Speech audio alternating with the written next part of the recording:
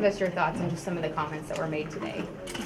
Well, just the normal county commission meeting where the commissioners get together and discuss issues in a very relaxed, open study session.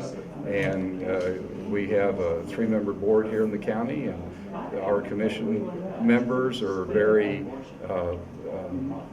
forthright with their comments, and that's what happens. And obviously the public's really getting involved in this Yeah, situation. the public gets involved in this issue as well as all issues, in particular with health departments being something that's kind of front and center the last 2 years, because we had a split between the city and the county, fight over the city and county over who was going to pay for the building. The building structure collapsed, and it didn't collapse but failed.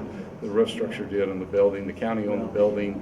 The city and county were in agreement for 58 years over the funding until the city canceled the agreement, and then the county went forward on its own to fund the health department. So it's been somewhat of a contentious issue in the county of Saline County on the health department in general, but it's something we've handled. The county moved forward, and we're moving forward with the health department as a county-only health department. How often is it that something like this comes up, it's voted on, decisions made, and then it's reconsidered in the next few weeks? It's happened before. It's happened 2 years ago. This is the 3rd county commission I've served with. This is the third board of county commissioners I've served with.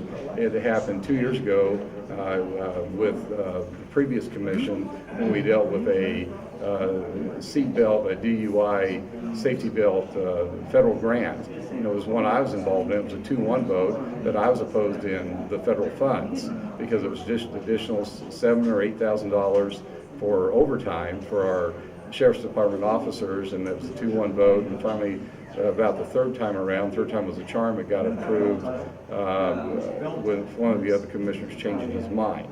So I had one commissioner with me initially, and then it switched on federal funding. I was just opposed to the additional federal dollars for DUI check lanes and safety belt check lanes. So it has happened before. It's not unusual.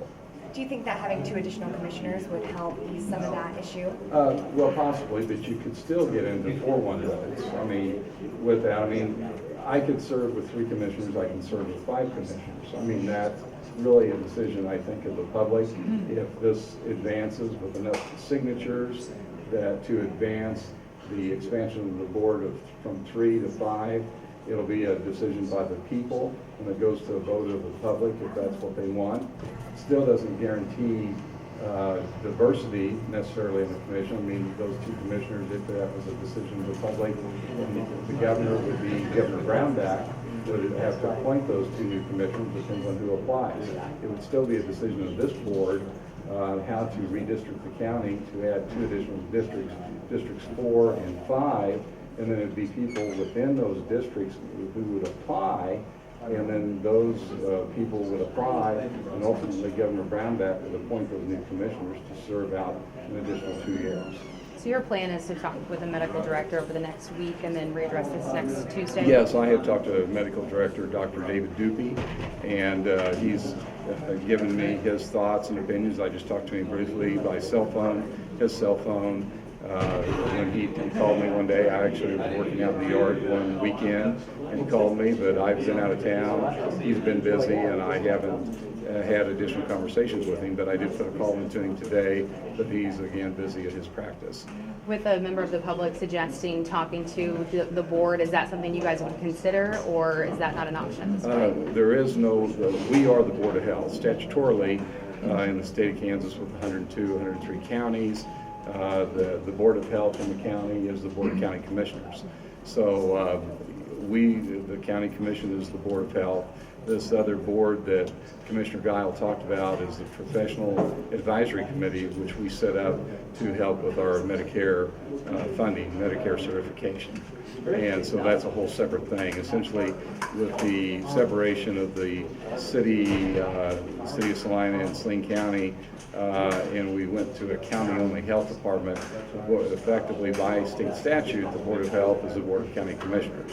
So we, rely on talking to the health department staff, et cetera, on all our issues, and then make decisions, which earlier we made a decision on increasing environmental fees. And increasing those environmental fees, staff comes over and says yes or no, and then we had a vote whether we do it. We get 2 votes, it happens. And in this case, it was a unanimous vote to increase those environmental fees. But when you were Saline County separated, you did Anything have a else you wanna separate add? board. Yeah, That we- maybe you're confused. Yeah, we did have a separate Board of Health of 11 members, what we had. I can't even remember what that is. So, no, I guess I really don't have anything to add, but anyway, thank you all for being here. It was a little crowded room, but I tried to turn down the air conditioning. Can you say and spell your name and say your title for the camera? Yes, I'm Randy Duncan, Randy, R-A-N-D-Y, Duncan, D-U-N-C-A-N. I'm a county commissioner from District 1. I'm chairman of the Saline County Board of Commissioners, Saline County, Kansas. Thank you very much. We appreciate your time. All right, thank you.